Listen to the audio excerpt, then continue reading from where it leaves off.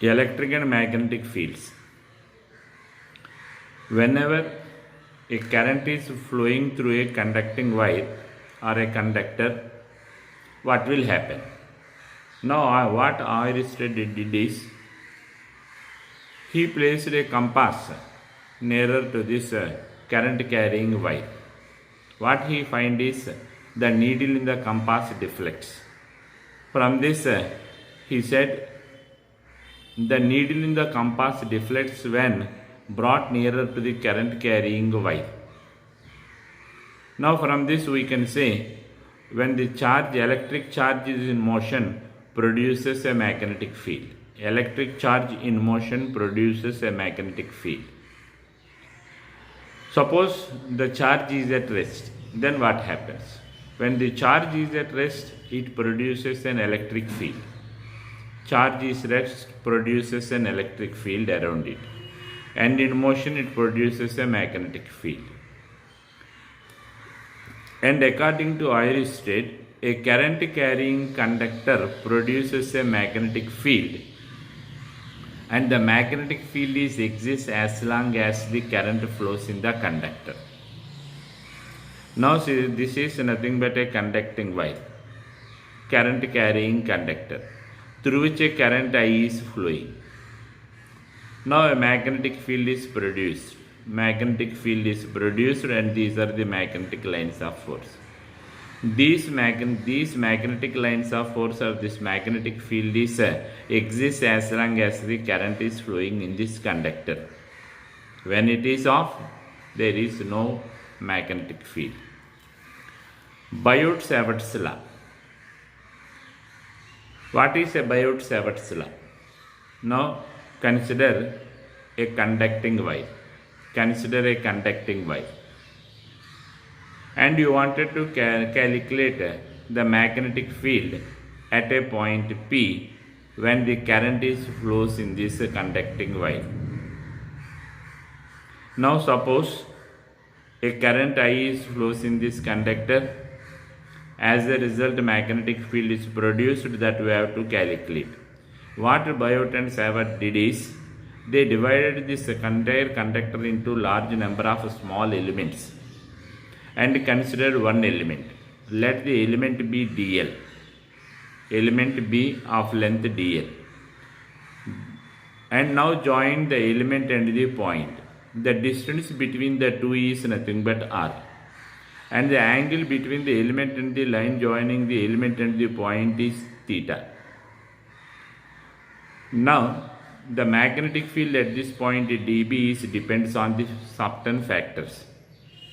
What are the factors? Magnetic field dB is directly proportional to the length of this element. Length of the element, that is dB is proportional to dl. And this dB magnetic field at this point dB is directly proportional to the current I, and the dB is directly proportional to the sine of the angle between the element and the line joining the element and the point. dB sine theta.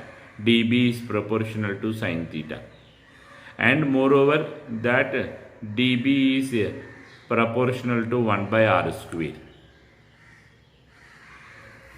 By combining all these factors, you can write that dB is proportional to ideal sine theta by r square. Or if we introduce a proportionality constant, you can write that dB is equal to mu naught by 4 pi ideal sine theta by r square. This is in air or in vacuum, where mu naught by 4 pi is nothing but a proportionality constant, and this mu naught is the permeability of the free space. And what are the units for this dB? The units are Weber per meter square or Tesla, and mu naught is nothing but 4 pi into 10 to the power of minus 7 Weber per ampere meter. And this Biot-Savart's law can be written in vector form also. In the vector form, it is written as that dB is equal to mu naught by 4 pi I dl cross r cap, I dl cross r cap by r cube. And this is the magnetic field at this point P due to this element only. Suppose you wanted to calculate the magnetic field for this entire current carrying conductor. In that case, we have to integrate this equation. Therefore, the total magnetic field at P due to the entire conducting wire is B is equal to integral dB. Now, what is the direction of the magnetic field? Here, what is the direction of this magnetic field? The direction of the magnetic field is perpendicular to the plane containing dl and r. It is perpendicular to the plane containing dl and r. And the direction is given by the right hand rule. The direction is given by the right hand rule. Magnetic field due to long straight carrying current. Magnetic field due to long straight conductor carrying current. Now this is a long straight conductor. Infinite long straight conductor you may consider like this. And through this conductor a current I is flowing. A current I is flowing. Now you wanted to calculate the magnetic field at this point P. Here again, to calculate this magnetic field we use this Biot-Savart's law. According to Biot-Savart's law, we have to divide this into large number of elements and consider one element. Now say AB is the element under consideration and this element is of length dl and which is at a distance L from this point O. And the line joining the element and the point is nothing but R. And this makes an angle theta.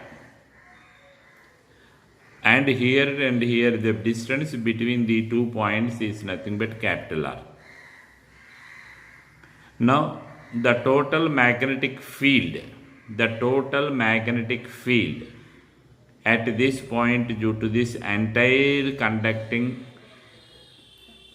wire, infinite long straight conductor, is B is equal to mu naught I by 2 pi R. Mu naught I by 2 pi R. Weber per meter square or Tesla. This is the magnetic field. Suppose a current flows in a circular coil. Current flows in a circular coil. Now you have to calculate this magnetic field. The magnetic field on the axis of the circular coil or the circular loop. Circular coil or a circular loop. Now this is a circular loop. Now initially I consider there is one loop. And this is the center of this circular loop. And the radius is nothing but A. And you have to calculate this magnetic field at this point P. Now to calculate the magnetic field at this point P, again divide this entire circular loop into large number of elements based on the Biot-Savart's law and consider one element AB of length dl, and the current in this coil is nothing but I, and the distance between the element and the point is nothing but R, and the angle here is nothing but theta. Now the direction of the magnetic field is perpendicular to L and the dl and the R, so that this is nothing but this magnetic field direction. It is perpendicular to the plane containing this dl and R. So this is nothing but the direction. And here to calculate this magnetic field, we have to resolve this into two components. One is dB cos phi and another one is the dB sin phi. dB cos phi and this dB sin phi. Now this is nothing but this angle phi. And now here if you consider another element a dash b dash which is opposite to this element, and the length is again equal to dl. Now for this element again, if we calculate this magnetic field, the direction of this magnetic field is this one. And again if we resolve this, it has a component, vertical component and a horizontal component. The vertical component is now gets cancelled. Why? Because these two are an opposite. Horizontal component is added up. So that to calculate this total magnetic field at this point P due to this circular loop, the horizontal component of this magnetic field is summed up. Say dB sin phi is sigma dB sin phi, and the total magnetic field is equal to, due to this circular loop, due to this circular loop, that B is equal to mu naught I a square by 2 into a square plus x square whole to the power of 3 by 2. Mu naught I a square by 2 into a square plus x square by 2. Now if there are n number of turns, in such case the magnetic field is nothing but B is equal to mu naught Ni a square by 2 into a square plus x square whole to the power of 3 by 2. And the units are Weber per meter square or Tesla. At the center of the coil, what is the magnetic field? At the center, x is equal to 0. Then the above equation becomes that B is equal to mu naught Ni a square by 2a cube. This is nothing but mu naught Ni by 2a. Now this is the magnetic field at the center of the coil. Suppose x is many times greater than this a. Now the point is at a greater distance when compared to this radius of the coil. In such case, a square plus x square whole to the power of 3 by 2 is becomes x cube. Why? Because that x is many times greater than this a. In comparing with this can be neglected, therefore it becomes an x cube. In such case, this B is equal to mu naught Ni a square by 2x cube. Now this is about this magnetic field due to a circular loop. Now what is a solenoid? A solenoid is a long, tightly wound helical coil.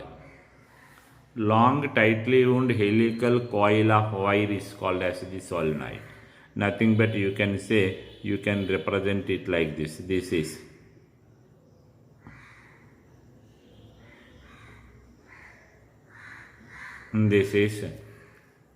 a long solenoid. A long, tightly wound helical coil of wire is called as a solenoid. Now what is the magnetic field due to this solenoid? When a current is passing through this solenoid, whenever a current is passing through this solenoid, then what about the magnetic field? Now this is a long solenoid, and the length of the solenoid is nothing but L,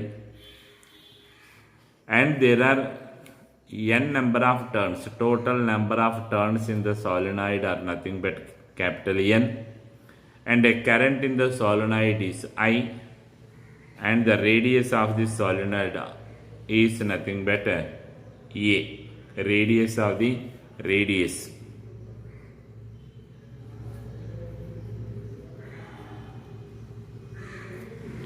Radius is A. And here see, the total number of turns are N and the length is L. the number of turns per unit length. Number of turns per unit length is nothing but n is equal to capital N by L. These are the number of turns per unit length. Now, how can we calculate the magnetic field? How can we calculate this magnetic field? Here, the general equation for the magnetic field is B is equal to mu naught Ni by 2 into cos theta 1 minus cos theta 2.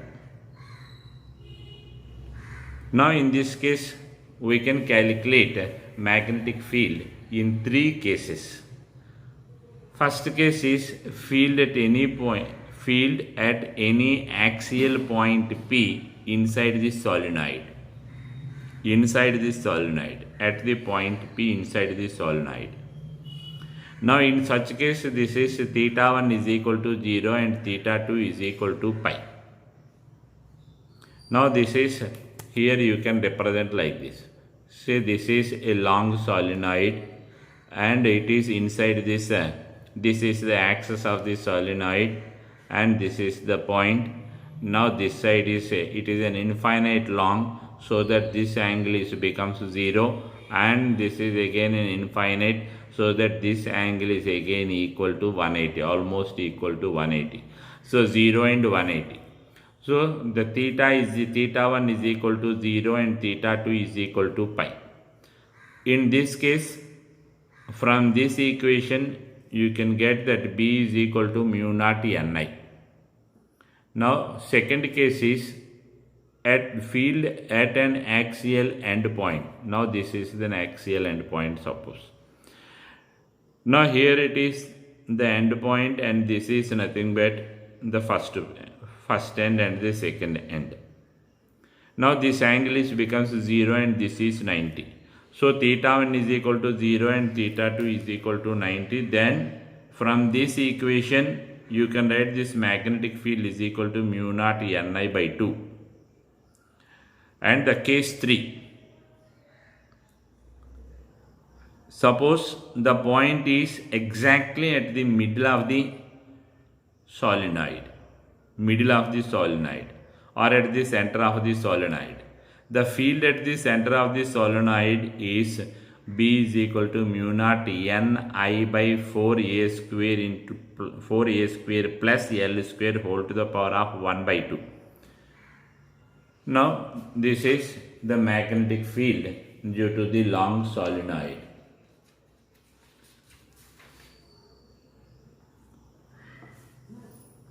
Lorentz force. What is a Lorentz force? What is a Lorentz force? Lorentz force is nothing but the total force that acts on the charged particle.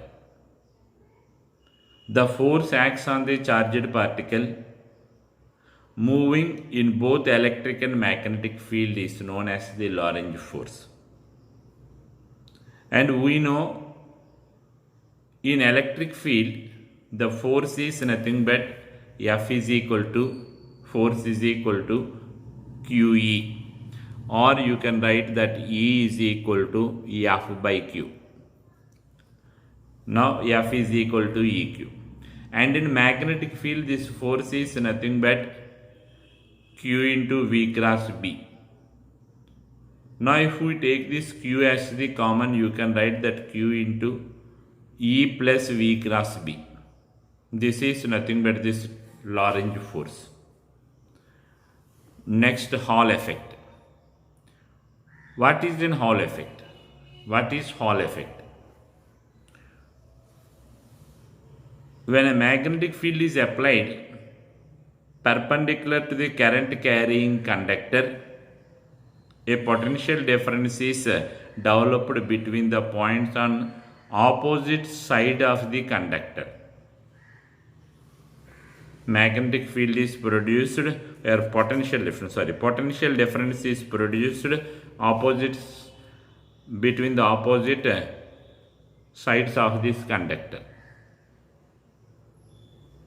Now say this is a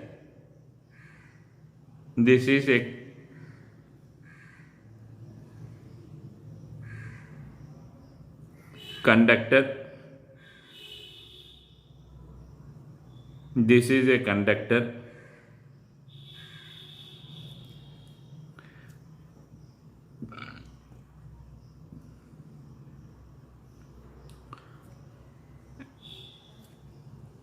And this is x-axis, z-axis and y-axis. This is the center. And if current is flows in this direction, along this x-axis, current is produced or flowing along this x-axis, magnetic field is produced along the perpendicular axis. And perpendicular to both these axes, force is acting. Now the force is acts along this z-axis.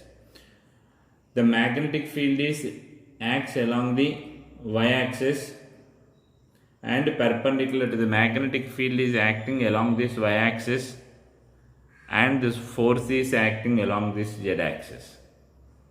Now what will happen? Here the majority carriers are reaching this surface. Majority carriers are reaching this surface. So that here you can say that the charge is now what are the majority carriers? What are the majority carriers in this conductor? That we can know the information from this Hall effect. That is, this Hall effect is helpful in determining the electrical conduction in non-metals and semiconductors. And also we can count the number of current carriers per unit volume. Current carriers per unit volume. And this effect also gives the information about the sign of the charged particles or the charged carriers in the current in the electric conductor. Sign of the charged particles. In metals, the charged particles are the electrons, and in semiconductors, p-type semiconductors, they are nothing but the holes. They are holes. In conductors, they are the holes, and in metals, they are nothing but the electrons. And this effect is a consequence of motion of charged particles in electric and magnetic fields.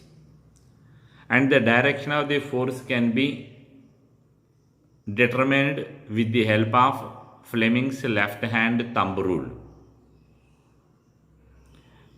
And in this, there is an Hall electric field, and that Hall electric field can be measured using this equation. EH is equal to modulus of VDB. VD is nothing but the drift velocity, and this drift velocity can be calculated using this equation J by NQ. N is the number of the charged particles and Q is nothing but the charge. J is equal to current density. And here you can determine the charge carriers, sign of the charge carriers. How can we determine the sign of the charge carriers? To determine the sign of the charge carriers, we have to consider this Hall coefficient. What is Hall coefficient? Say which is nothing but that RH is equal to 1 by NQ. Or how can we define this Hall coefficient? The Hall coefficient is defined as the ratio of Hall electric field, to the product of the current density and this magnetic induction. That is nothing but that RH is equal to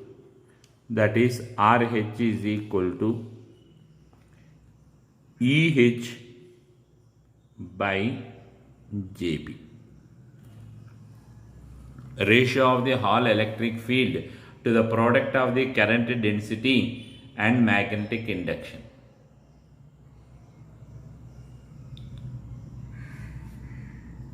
And moreover, what are the applications of this Hall effect? Using this Hall effect, we can measure the drift velocity of the charge carriers.